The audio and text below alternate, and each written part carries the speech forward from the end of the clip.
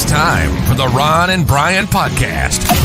Get ready to fill your ears with the latest news, politics, current events, and whatever else we feel like talking about this week. And now, your hosts, Ron and Brian.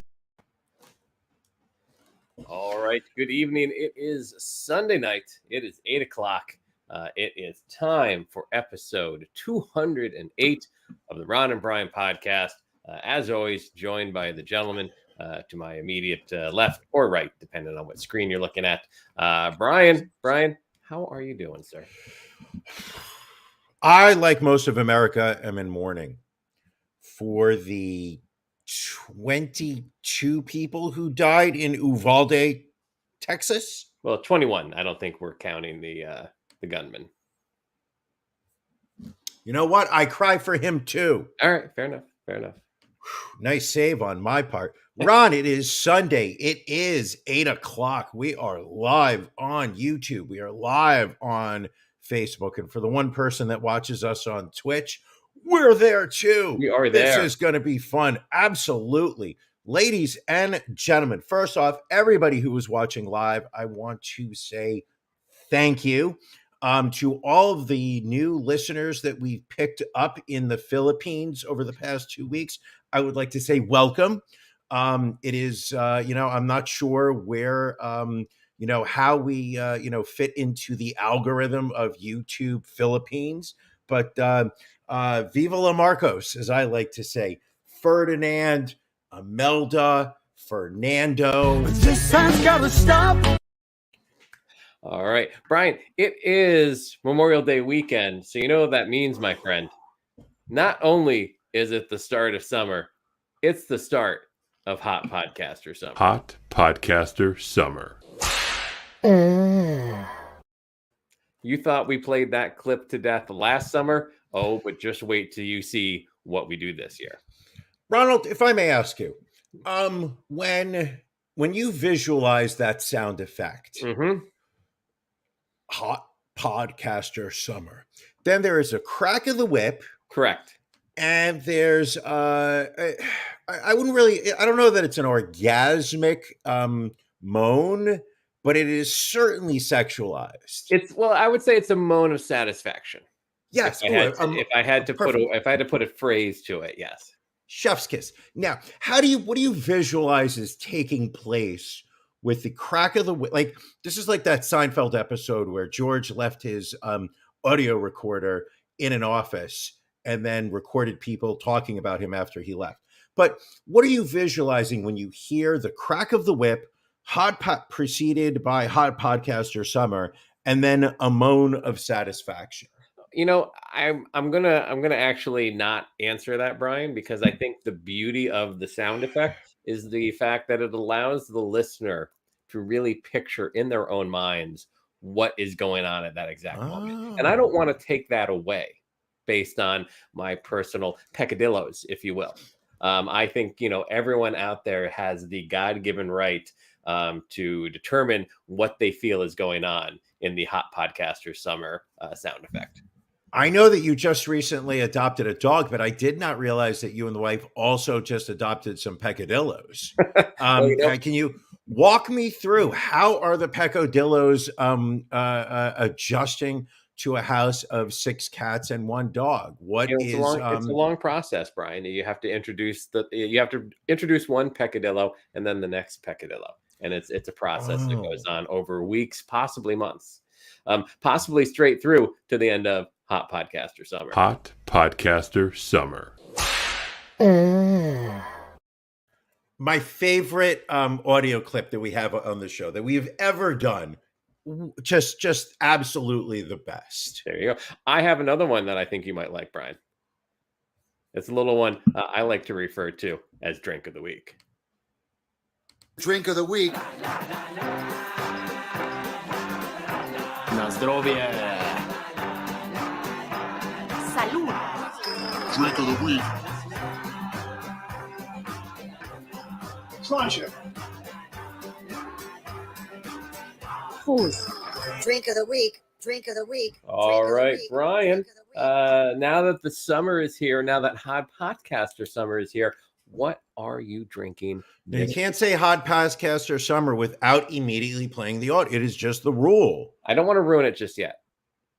Maybe in a little bit. But what are you drinking, Brian, more importantly? It's warm outside. It's humid outside. It's wicked hazy outside, people. That is right from the folks over at Sam Adams. I had this beer earlier in May, thanks to the kind people over at the Paramount Theater in Huntington, Long Island.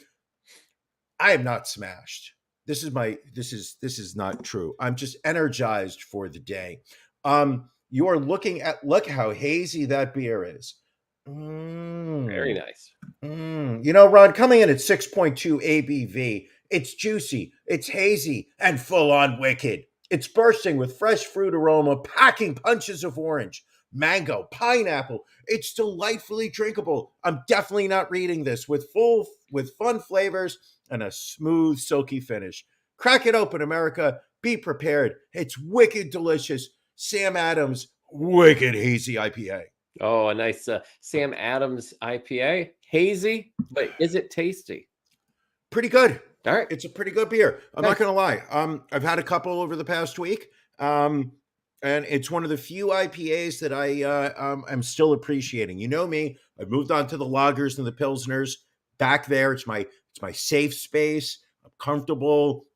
I feel like I'm in a weighted blanket with a good lager. But this one does not have that sharp, bitter, hoppy aftertaste.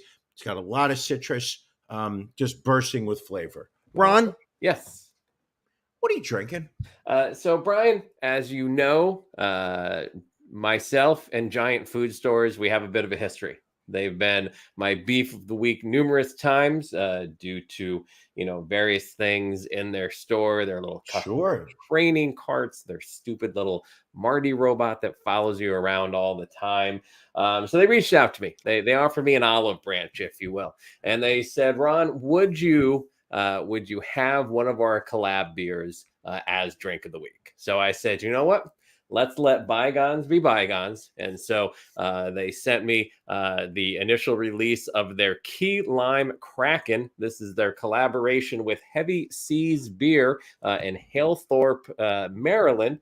This is a Key Lime Double India Pale Ale. That's right, a Key Lime Double IPA, clocking in at 8.5%. Bursting forth from the depths of the heavy seas with tantalizing, juicy hops and fresh key lime flavor is the Giant Key Lime Kraken.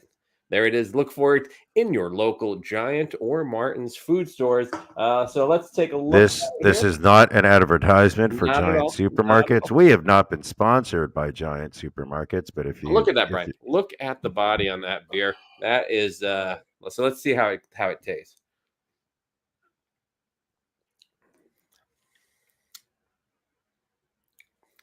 Think about it. I mean, take your time. I mean, this is not just in video format, but also audio. People are listening to just dead silence while you lick your lips.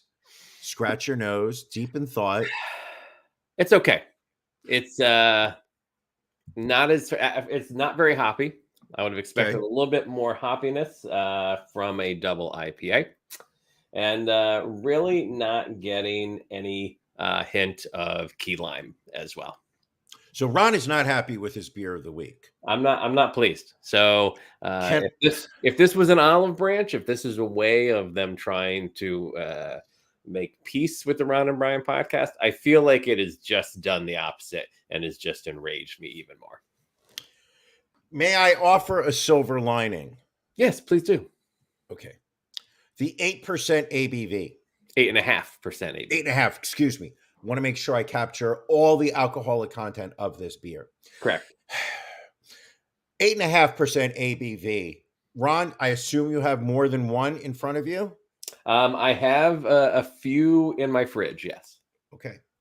I'm going to expect you to drink a second one before the hour is up. And I hope you can understand and appreciate why. Well, I'm gonna go on record and say it's gonna be difficult for me to get this first one down. So okay, then we'll do what we can.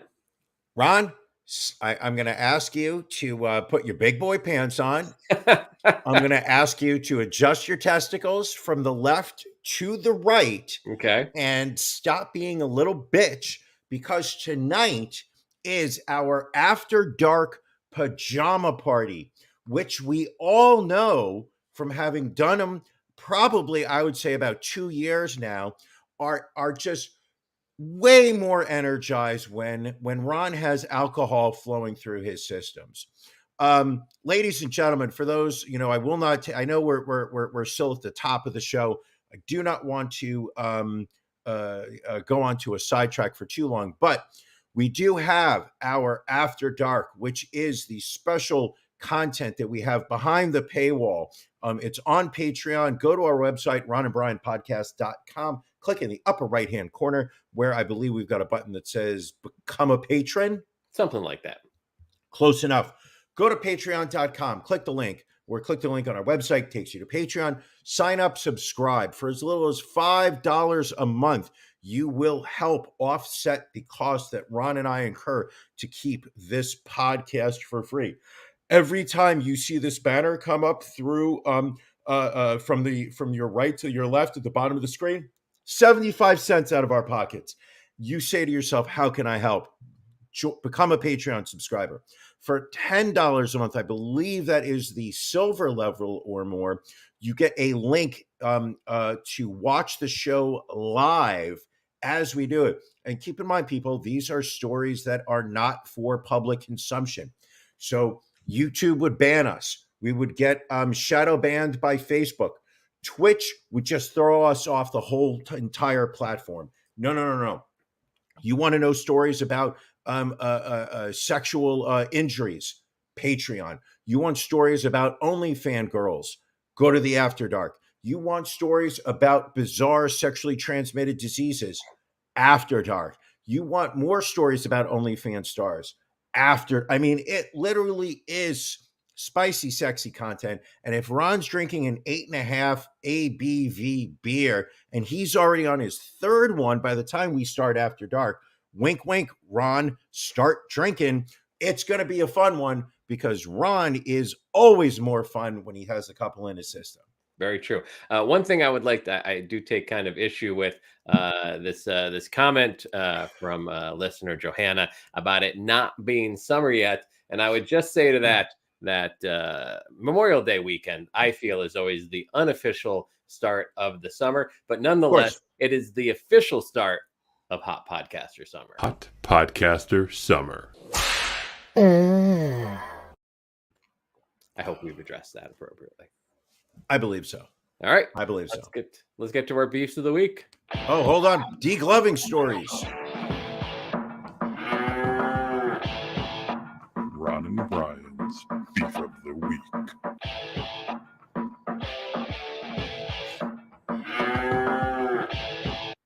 Brian, what's bothering you this week? I don't even have the words to put it to describe it. It is the most recent school shooting in Uvalde, Texas. Has just unleashed a level of anger within me about America, about our representative politicians, about the gun culture, about our mental health disorder plague that is going through this country. The police, I'm upset about. I don't know exactly where to start, where to end, and I'm not even sure that I have the words to describe how I feel, but that is my beef of the week. It is not the fact that I ordered some groceries from the supermarket and they gave me the wrong things. It is not that I ordered some spices from a West Coast spice distributor and they sent out oregano and garlic only. It is not that FedEx does not deliver my packages into the vestibule between my outside door and my inside door of my home, so that when it rains, the cardboard boxes get soaked. No. This week, my beef of the week is something real, something tangible, and something that is tearing apart the country that I love. All right. Ron? I think that's a very valid Very valid beef you have. Ron, what's bothering you?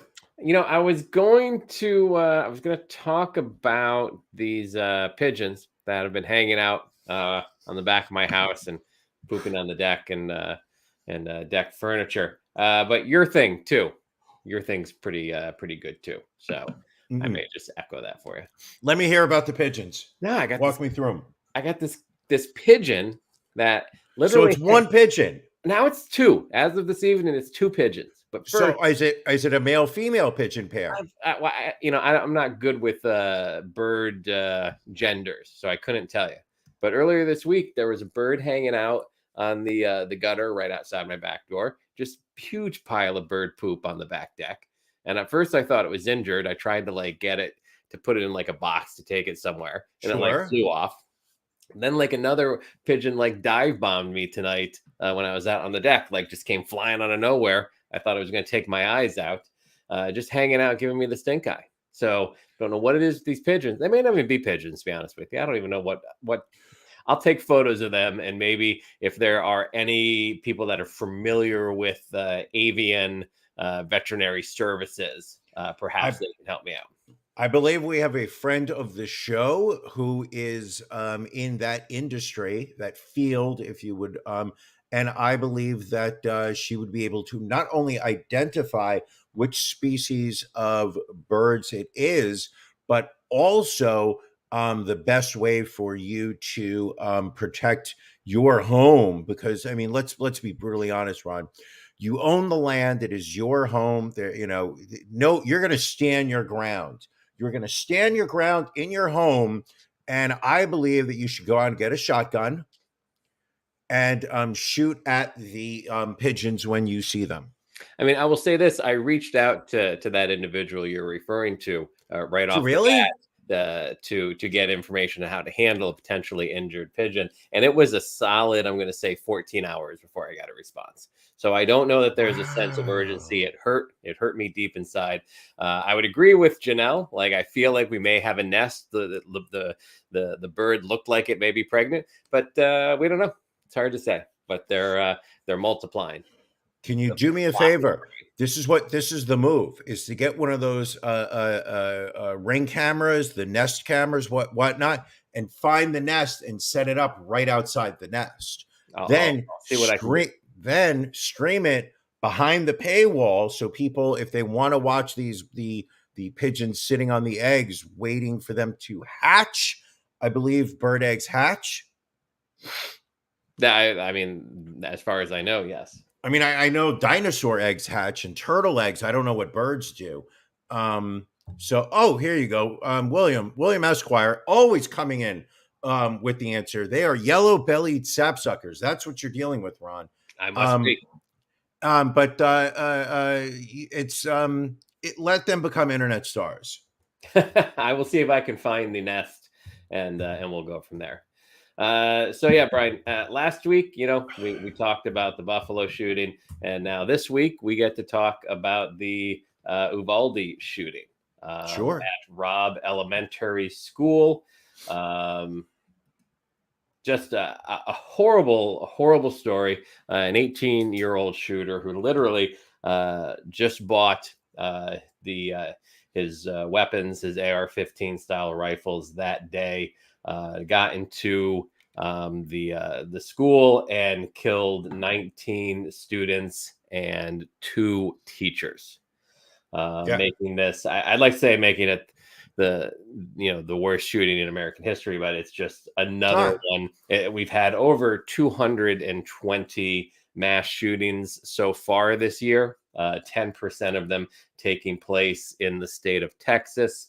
It was only last year that Governor Greg Abbott of Texas was applauding himself for signing a law lowering the age where you could purchase a gun in the state of Texas from 21 to 18. So here we have an 18-year-old who previously had asked family members to buy him a rifle. They had refused. And on his 18th birthday, literally goes out and buys rifles and kills multiple people. So kudos to Governor Abbott, I guess. for being a complete piece of shit and passing legislation like this. I listen, I know that we've got 40 minutes left of this show and we could easily spend 40 minutes talking about this. I am so fucking the sense of despair that I genuinely feel because I cannot think, and keep in mind everybody's mass shooting is different. You know, the people in Buffalo were just individuals who had gone supermarket shopping. You know, the people in any of those 200 other mass shootings that you've been to. What is the part that is so just dumbfounding to me is that these were fourth graders, these were third graders, these were literally children that there's another clip for you. That these were just children and that were torn apart by an assault rifle. I mean, I've watched interviews from medical experts about the damage that a round of that a bullet round from an assault rifle does to the human body. And they're talking about on cadavers. They're talking about on an adult body. I cannot imagine what a AR-15 or whatever the fucking gun he used. Literally, I cannot imagine the 20 families right now in Texas that are burying their children whose bodies have been literally ripped apart. And I don't mean that as a metaphor or a euphemism, but literally torn apart. An AR-15 round going through a child's body will literally take off a limb. It literally will destroy an entire head. And that what's so upsetting to me is that we're, as a country, we are going to do nothing. We will not make it any more difficult for somebody to get their hands on a weapon that should not be in their hands. We are not going to make it any safer for children to go to school. We are not going to address mental health in this country. And it is just something, it's really just like watching this thing roll off the deep end into, how much terror needs to take place within this country before something is done. It is such a taboo subject of gun control in this country. I have friends who own guns, and I even I will say that I believe that Americans do have the right to possess some type of handgun for self-defense. But the fact that we can't even have a conversation, a dialogue nationally about what is the reason why the average American or just any American in this country should be able to roll into a store and walk out with a weapon of this level of destruction simply because we love our guns. There's absolutely nobody hunting with a AR-15. Nobody. There's no practical use. You're destroying the animal. You're destroying the carcass with the meat, whatever the fuck you want to refer to it as. But there's just, in my mind, there's there's absolutely no good justification for the average citizen to have this type of deadly weapon in their possession. We accept that the average American should not have a military grade tank. We accept that the average American should not have access to a military grade uranium cake. But for some reason, that line turns gray, and then just a big, we can't talk about it when it comes to weapons. I mean, listen, Ron, I know you're itching, you're chomping at the bit to get into this dialogue, and I clearly can just keep fucking rambling. But you're talking about a weapon that scares the police department of Uvalde, Texas, that scares them from going into the school to stop this shooting because they feel that it is not safe enough for them to go in. But somehow, as they wait an hour, children are just getting picked off one at a time by this insane fucking human being, and nothing's going to happen. We're going to have the same fucking conversation. Is it a month from now? Is it a week from now? Is there going to be a completely different mass shooting we're going to be talking about for episode 209, which will be found on YouTube, Facebook, and Twitch a week from today? Agreed, Brian. I mean, and we've had this discussion before, and obviously, solving this problem it's multifaceted. It's a mental health issue. It's a policing issue. It's a guns issue. But again, we are not only are we armed, we're the most heavily armed population on the planet. The U.S. has slightly less than 5% of the world's population, but 46% of the world's civilian-owned guns. There is an estimated 393,347,000 firearms in civilians' possession. That works out to about 120.5 civilian-owned firearms per 100 people. And again, you look at these school shootings, and the AR-15 is the one that is the weapon of choice for these mass shootings, for these school shootings. The Buffalo shooter used it, and we have other products in the history of this country that have caused multiple deaths that we have pulled off the market immediately. Sure. In 1982, 7 people in Chicago died from tainted Tylenol pills. Pulled them all off the counters until we could figure out what was going on. You can't buy a good metal lawn dart anymore. That was one of my favorite toys when I was a kid, just because every now and then, a kid would catch a metal dart in the head. But yeah, I've never been the same since. But it is absolutely ridiculous. And your point about, what a round from an AR-15 does to a small child, like the reason that they could not release all of the names of the kids that were killed that day is that parents were unable to visibly identify their child based on what was left. You're talking a child's face blown off so completely that parents couldn't identify their kid. And this is somehow okay. We can't pass background checks as a federal law. We can't pass, mental health screening. We can't provide mental health screening.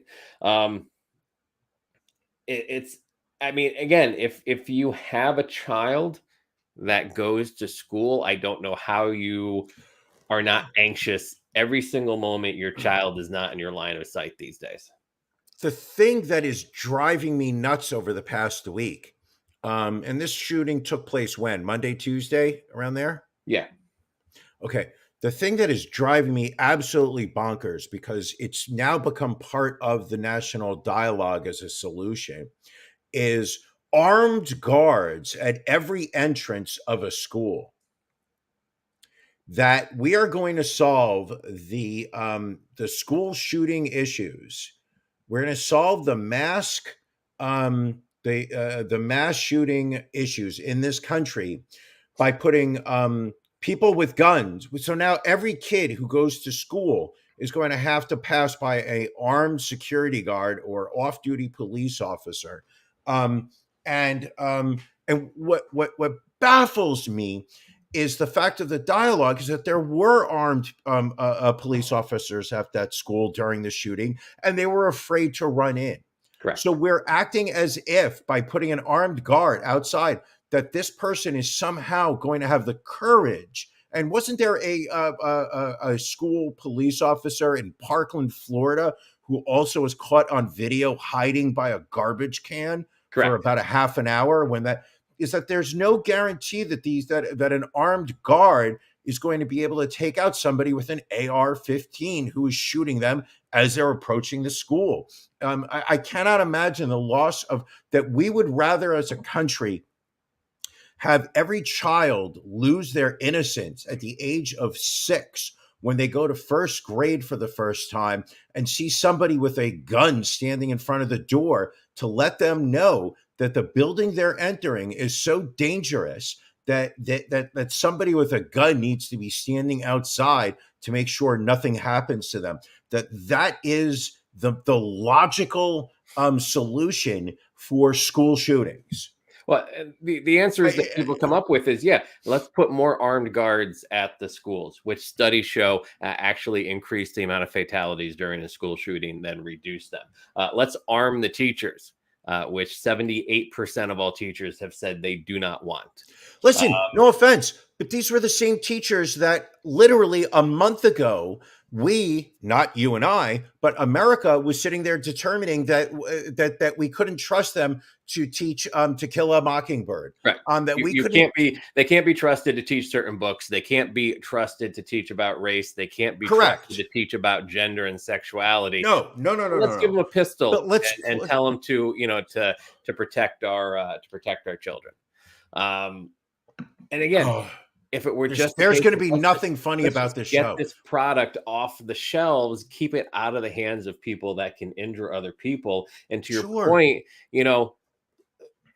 there's going to be a full investigation into the police response to this. The Department of Justice has already said that they're going to look into the failures of the local police department. But nothing will change. I understand that, but they're going to sit there and say, the SWAT team in Uvalde. First off, why I know this is going to sound stupid in hindsight, but why the fuck does Uvalde, Texas need SWAT teams? They don't. It's because of their location near the border. That's why there were so many. That's why you had U.S. Marshals showing up. That's why you had SWAT teams. That's why you had Border Patrol. Well, they showed up. I mean, it was very important for them to show up to the school, actually entering the school and taking out the armed gunmen was just not as much of a priority as showing up. They entered the school, but they just hung out in the hallway while the shooter killed potentially 8 to 9 more students. I read today that they believe one girl just bled out to death in the schoolroom, in the room that he was in. While they were police. I mean, it's such like, and I know it's so fucking sad. It's so fucking sad, people. Each story gets more and more heartbreaking. I mean, there was a woman that left her job, drove to the school, was handcuffed at one point by federal officials, talked to the local police department and having her uncuffed, went into the school and took her 2 children out herself. Right. All in the same period of time that the police were hanging out in the hallway wondering what to do. And wait a second. Run that by me. So she showed up to the school. Correct. And she took her kids? She went in, found her kids, and got them out. They weren't in the classrooms, obviously, that the shooter was in, but she did more to get her kids to safety than all of the police officers that were there did. But you're telling me she didn't take anybody else's kids. She just took her own. I couldn't tell you, Brian. I don't have any. This is where I believe selfishness is getting repackaged as heroic behavior. I mean, what you're telling me is that a civilian ran into that school, had the ability to save lives, and instead only saved her own children. And somehow in the telling of this this tragedy, this woman is being hailed as someone that we should see as a hero. I'm not going to comment on your. Listen, you know me. I love a good Schindler's List reference. But do you remember that scene when Ben Kingsley at the end of is sitting there and he's just going through the list of names and he's thinking about how he could have saved more people? Do you think this woman is sitting there fretting away about how she could have saved Mary, Bill, Steve, Geraldo, Ron? I may let you just run and see how many names you can actually get through. I'm done. Just to be a But do dick you about think that she's sitting there being like, I should have saved more kids? Or do you think she's sitting there being like, oh, I'm going to write a book about my Well, experience? I don't know that she Speak to was my necessarily. lawyer. I don't think she was necessarily in a position to save the kids that were in that classroom. I think her main thing was realizing that her kids were holed up in the school somewhere. Police were not doing anything, and she needed to take it upon herself to help her kids. Now, also, what's amazing is less than 2 months ago, there was an active shooting training session for the Uvalde Police Department, and the training was clear in that the first priority is to move in and confront the attacker. Like literally, the first bullet point of this training is stop the killing, and it says a single officer may need to confront the suspect on their own. It says that you may be risking lives, but the innocent lives takes priority. And it says, "quote A first responder unwilling to place their lives of the innocent above their own safety should consider another career field." And They should be fired instantly. There should be looking for another job. No, they shouldn't voluntarily be looking for another job. The entire police department should be fired immediately. The industry should blacklist them. And you had 19 officers outside the classroom. 78 minutes went by before they entered, with children repeatedly calling 911 asking for help. Children, you're hearing stories now about children watching their teachers being killed. Children who smeared their friends' blood on themselves to pretend that they were dead to try and stay alive. And already the propaganda's been put out there to try and, put blame elsewhere, anywhere other than the police department, anywhere. And it's absolutely ridiculous. I'm so disheartened. Disheartened is really the word. I am just so disheartened by this country. I am disheartened by our politicians. And immediately the right is absolutely saying, listen, no offense, they fucking had their annual NRA convention this week. Right. Just the tone deafness of, hey, somebody just shot up a school and killed 20 children, but let's have our convention promoting guns. And what's also amazing is the NRA says that they have 5 million members. There are 331 million people that live in the country. So why the fuck is 1.5% of the population able to dictate an issue that endangers the lives of everybody out there? I know you're trying to say this as a rhetorical question, but it is they have bought politicians. Right. They have contributed enough money to the politicians that are in decision-making roles within this country that they are unwilling to put forth any type of dialogue to limit the access to firearms within this country. I mean, I feel like taking nearly $16 million a year from gun lobbyists. And the truth of the matter is, this is the part that pisses me off so much, is that the Ron and Brian podcast, we haven't taken a penny from the gun lobby. I would be so happy to take your money, gun lobby. I would take every penny I could from you. I would be so pro guns. I would do a show holding a rifle. I would be doing shows. I would sit there with one of those little Mexican bullet vests going across me for $75 an episode. I'd be happy to do that. Speaking of sponsors, Ron, have you shaved yourself lately? Please don't. What? I'm just saying, please don't go from the shooting into a whatchamacallit. Listen, Ron, I think one of the things that the police officers that first landed and got to the shooting site at the Uvalde school, I think one of the first things they realized is that they were going up against an AR-15 and they only had handguns. So they needed to secure the site because they didn't have the right tools. They did not have the right tools for the job. And one of the most important things is you have to have the right tools for the job. And trust me, Ron, your balls will thank you. That's right. We're talking about using Manscaped.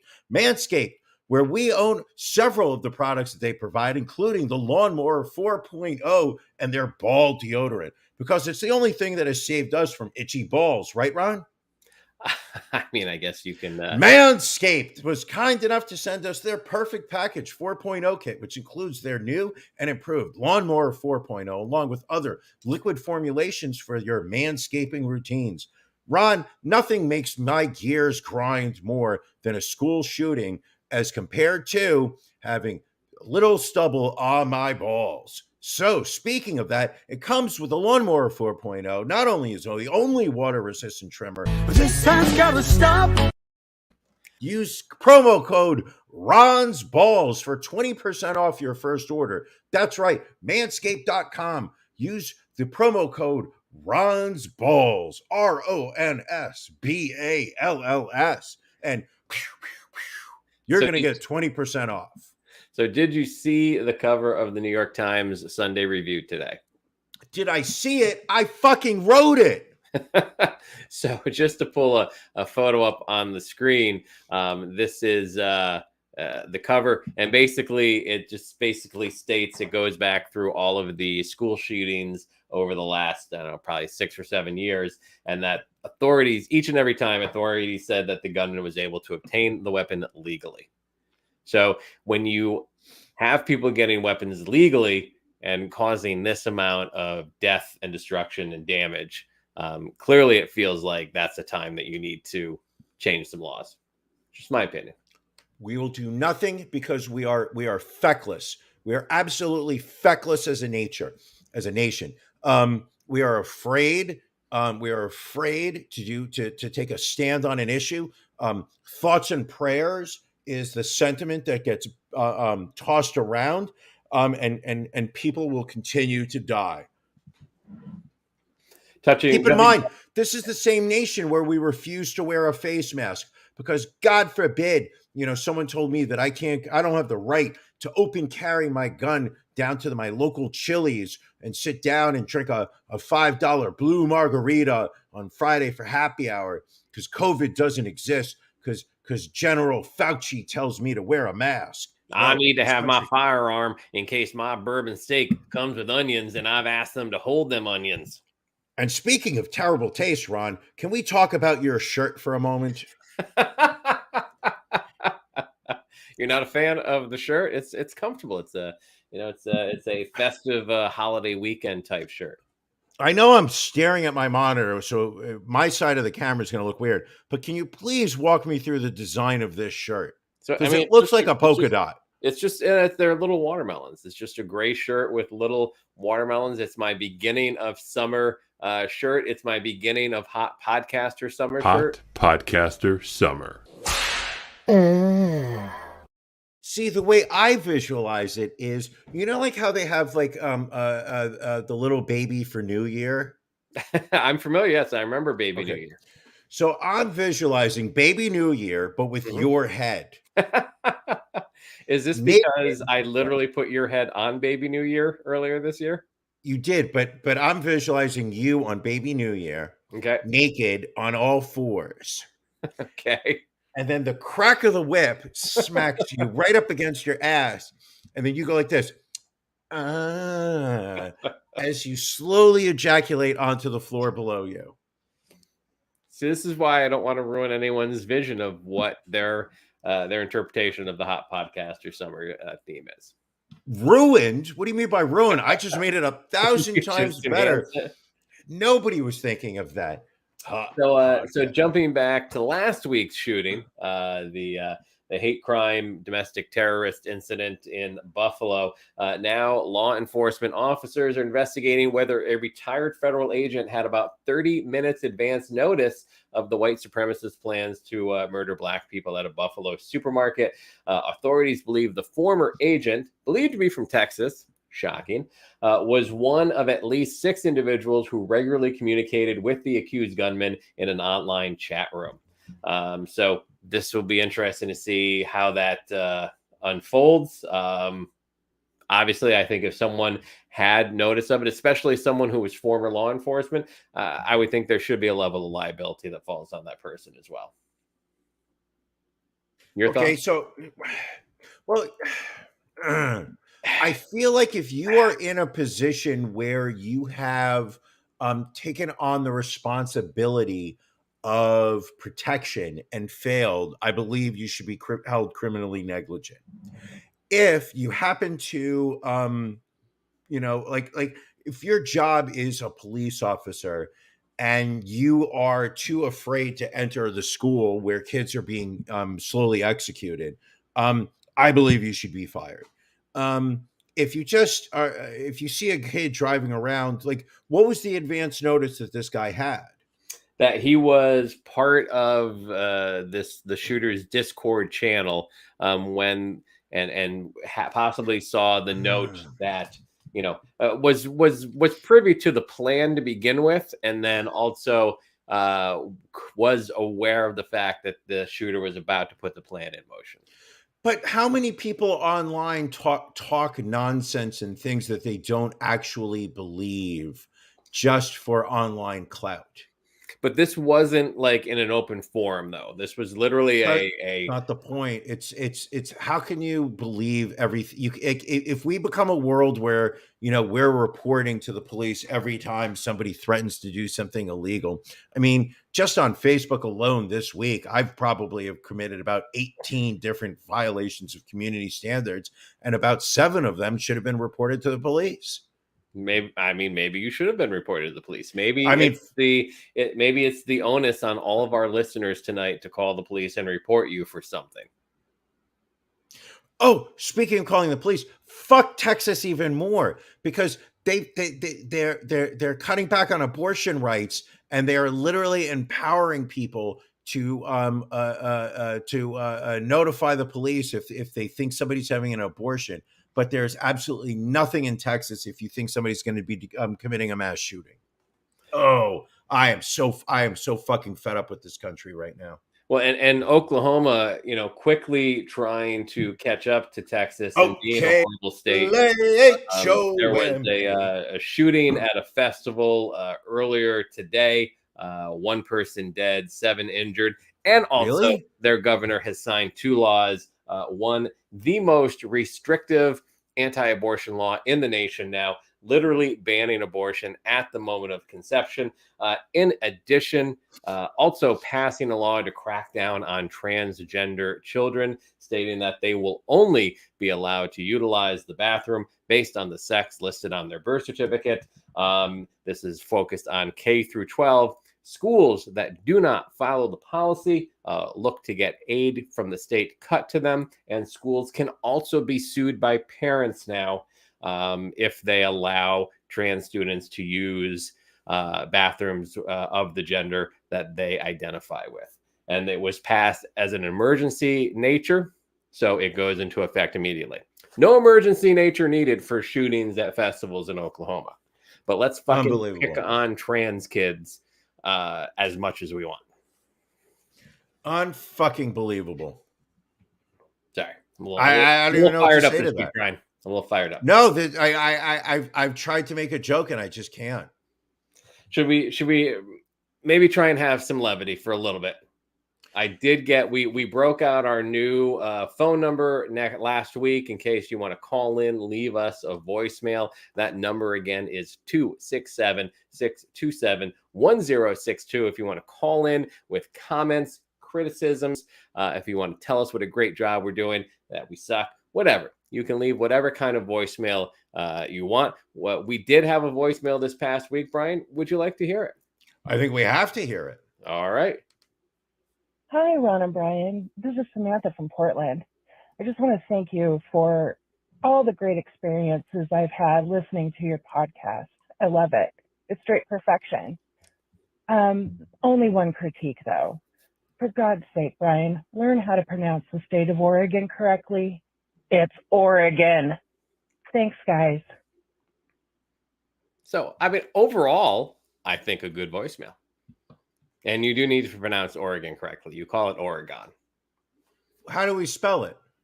Oregon. Now, if it was Oregone, maybe Oregon would make sense. But Oregon, just say it. Let it roll off your tongue real quick. It's Oregon? Oregon, yes. Portland, Oregon. Yes, all right. Oregon. Oregon. Oregon. Like woulda. Oregon. Or who? Woulda, Oregon. Jerry. Woulda. Also, Brian, well, once again, the numbers. First off, thank you for that voicemail. 1062. Yes, thank you, Samantha. Super Thank you fan. very much. We And know she's put some stickers out on the West Coast for us. Now she's left us a voicemail. Kudos to her. Absolutely. Thank you for calling in. Also, Ron, will we be getting more stickers in? Because that's on my to-do list. It's on my. I feel like in between your pro formas, you really should be ordering some stickers because I am literally out. All right, I'm making put a little post-it note here. Stickers. More importantly, Brian, a question for you. What are you watching? I'm watching Life of Agony, hard rock band, metal band, however you want to refer to them as. This past week, they started their Northeast 2020 tour, hitting such towns as Hartford, Connecticut, hitting such towns as Hampton, New Hampshire, hitting towns as Portland, Maine, hitting such towns as Poughkeepsie, New York. I've watched 4 Life of Agony concerts this week, out on tour with them, home for the night. It is a fascinating, fun times, enjoying the shit out of it. That's what I'm watching. Ron? All right. Yes. What are you watching? So new on Disney Plus, the new Star Wars series, ObiWan Kenobi, dropped the first 2 episodes earlier this week. So I managed to watch both of them. I would give it a solid C+. Like the first, that's it. The first episode, very slow, long, and drawn out. Second one was a little bit better, but it was shorter, so I think that helps. At the end of the day, it's really just like kind of fan service because the characters because you've got Obi-Wan, you've got Princess Leia, you've got Luke Skywalker.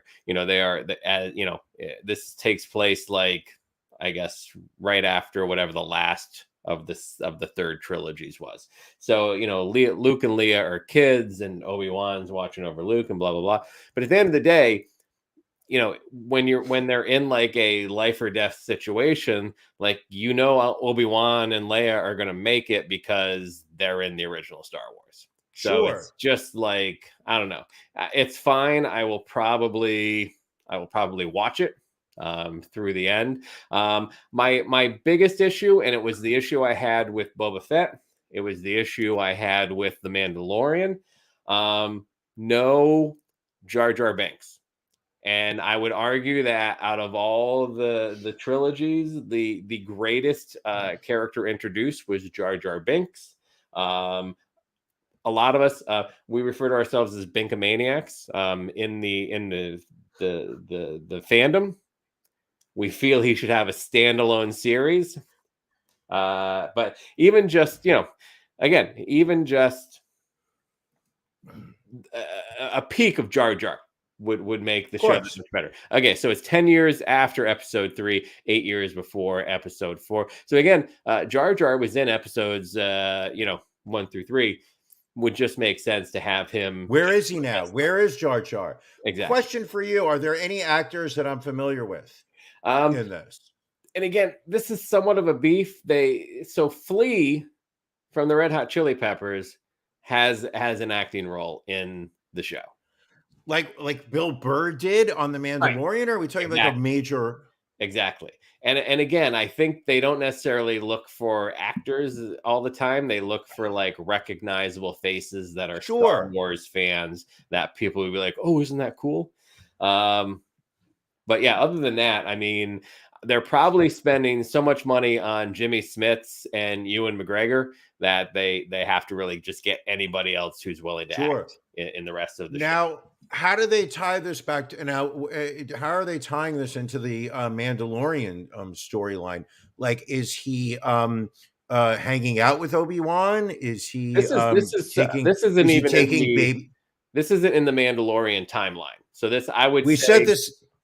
No, we said the same thing about Boba Fett. We said it's going to be its own standalone story, Boba Fett, and it turned out, bam, it was really about the Mandalorian and Baby Yoda. So now they're doing a show about Obi-Wan. How are we going to be introducing Baby Yoda into this one? Because fuck it, did we make a lot of money according to the world of Disney with that Baby Yoda merchandising, that sweet, sweet Baby Yoda merchandising. So I'm thinking we need to bring the Mandalorian and Baby Yoda into this in some way. somehow I think it won't quite match up. It won't be canon, Brian. I don't think you can do that. I'm also watching the new season of Stranger Things. So that has dropped. Watch the first. Now, are you watching that because you're a teenage girl?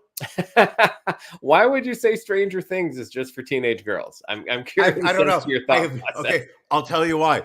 Because my friend's teenage daughter loves the show. That literally is my only reference point. I have never seen an episode of Stranger Things. All right.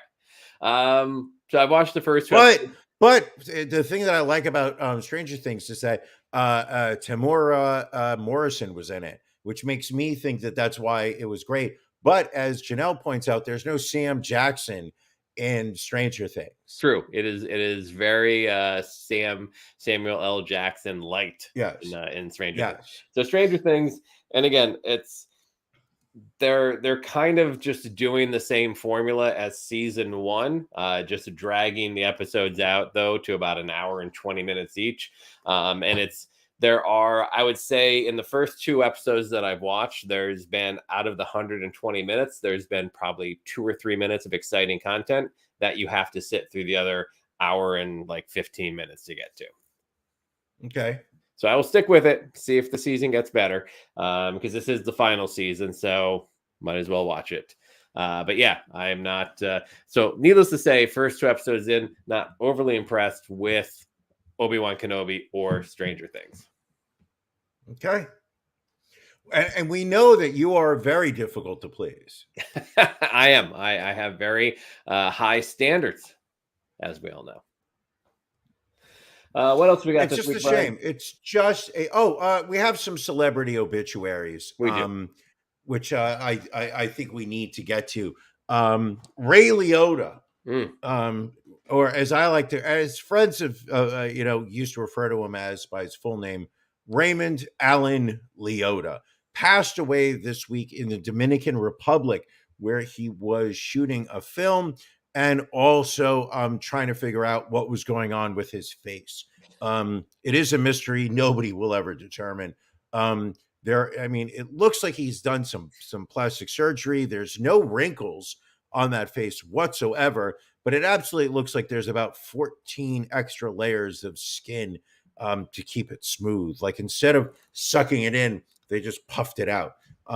Maybe somebody took a bicycle air pump and just stuck it right up his nostril and pumped some air into the skin to just make sure that there were absolutely nothing. Yes, he did. Here we go. Once again, William Esquire nails it. Right. Started to look like Tony Curtis over the last few years. Ray Liotta passing away, undisclosed reasons, but listen, we all shed a tear. I don't think there is anybody in my age bracket who that I respect who cannot instantly quote a couple lines from Goodfellas. And he is one of the key reasons why that movie is a cultural institution more than 30 years after it came out.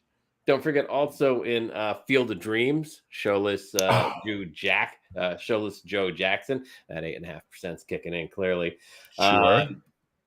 Yeah, just a huge IMDb listing.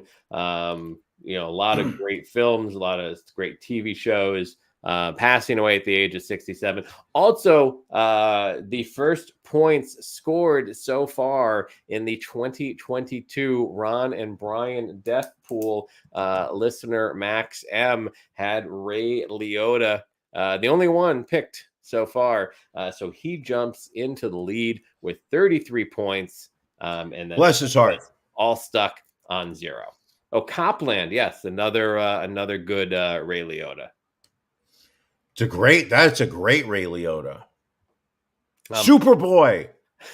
Also passing away this week from Depeche Mode, Andy Fletcher passing away at the age of 60. I was never a big Depeche Mode fan, Brian. You? I was a huge Depeche Mode. Strange Ways, Violator, Stranger from a Strange Land. Not you. You didn't actually use one of the better photos of him. Sorry. But yeah, huge Depeche Mode fan. Hated them when they first came out, as it was just a back then I was pretty much a believer that if it wasn't a guitar, bass, drums, and a singer, it wasn't real music. And then Depeche Mode came out, and really, they brought it. It was all synthesizer, it was all drum machines. But when you sit there and you can talk about their catalog, Enjoy the Silence, Policy of Truth, Everything Counts. I mean, the Personal Jesus, Never Let Me Down Again, Just Can't Get Enough, Strange Love, Precious, It's No Good, People Are People, Walking in My Shoes, I Feel You, Behind the Wheel, World in My Eye. Really? You're just going to let me go? I'm going to see how long you can go out for this. Okay, we'll keep going. Shake the Disease, Stripped, Master and Servant, A Question of Time, Blasphemous Rumors. Resistance gotta stop. All right, I think I've done enough to the listeners and letting you list off Depeche Mode songs. I am just shocked you let it go on for that long. Well, it's sometimes I like messing with my friend. Ironically, Depeche Mode, one of my favorite bands, never saw them live. Really? Well, a little too late. Because I just felt it was just going to be like 3 guys standing at keyboards going like this. Kind of like going to like a Kraftwerk's concert or something. Yeah, it's just it's just is it really it's basically the equivalent of going to an EDM show right now. I think that's about all we had on the list to discuss this week. Real quick, I know we didn't have it on the list, but I'd like to get your thoughts. The Johnny Depp Amber Heard defamation case has gone to the jury. Any predictions on to how they may rule? Well, Janelle says that Johnny Depp and Amber Heard put on an amazing show. Listen, the trial was fascinating. It lit up TikTok for the last 6 weeks. I did not want to follow it. I just felt that this was a personal matter between 2 people who are having relationship issues. It should not have become public fodder. I don't believe either of them came out looking better as a result of it. It seems like the court of public opinion absolutely has sided with Johnny Depp. But at the end of the day, do I think more of him now than I did before?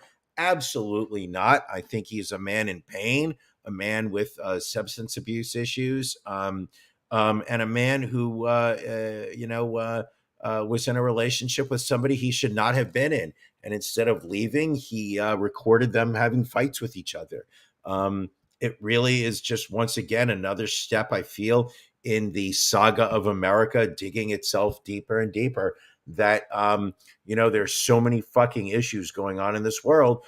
And at 3 minutes after the hour, you are sitting there talking about how it's dominating. Oh, there's going to be a season 5 of the trial? Apparently, that's what I'm hearing. That's what Janelle is telling us. Okay, I guess I just feel like it's all part of the dumbing down and the great distraction. It is instead of talking about the fact that the police are in America are funded billions and billions and billions of dollars, and when push comes to shove, we're at a point now where police will not go into. Yep, it's our fault. Where police will. I saw a very good tweet earlier, which is, just how fast this country has fallen. That, a little over 20 years ago, airplanes slammed into a skyscraper, and police and firefighters ran into the building putting their own safety aside. And I'm not trying to say that New York is tougher than Uvalde, Texas, but it's just the fact that 20 years ago, those first responders ran in. 2 years ago, nurses and doctors ran into emergency rooms as they were filled up with people who were sick with a disease that nobody knew how to treat. It was well documented. They were using face masks for the 5th day in a row. They were wearing garbage bags to try to protect themselves. And here you have a police department that was recently trained on a situation like this, that were incredibly well funded with the tools that we're going to equip themselves with, and did absolutely nothing. They decided to stand back and protect themselves rather than put their lives on the line, which is one of the things they are being paid to do. Just to bring it full circle again, we are in a shithole country. It's getting worse, not better, people. I'm not trying to rush the ending of this show, but I always say to people, I like to end the show by saying, if you can, do something good for somebody that you may not be able to change the world, but you do have the power to change somebody's life. Do something nice for somebody this week. These cops chose not to. These cops down there chose to just stand down and do nothing. And I'm furious. Don't know how to say it any better than that, my friend. So why don't we just end it on that? Anything else before we roll on out of here and get ready for our monthly pajama party after dark? Can we? Is there any way we can promote the Patreon one more time, Ron? I mean, you're more than welcome to if you want to talk about going to ronandbrianpodcast.com or following us on TikTok, one or the other. But if you want to go to ronandbrianpodcast.com, in the upper right-hand corner, click on Become a Patron, join at the bronze level or higher, and get the link to join us live after dark in just about 23 minutes. And again, it's our monthly pajama party where all of our Patreon subscribers get to join us on the show. It is a fun time. And I think that's really what everybody needs right now is a fun time. And it's a great way to start off Hot Podcaster Summer. Hot Podcaster Summer. All right, Brian. If there's nothing else, I'm going to take us out of here. Let's do it. All right. Have a good week, everybody. Thank you for joining us on the Ron and Brian podcast. We're live each week on YouTube, Facebook, and Twitch. You can find prior episodes, links to our social media, and everything else Ron and Brian at ronandbrianpodcast.com.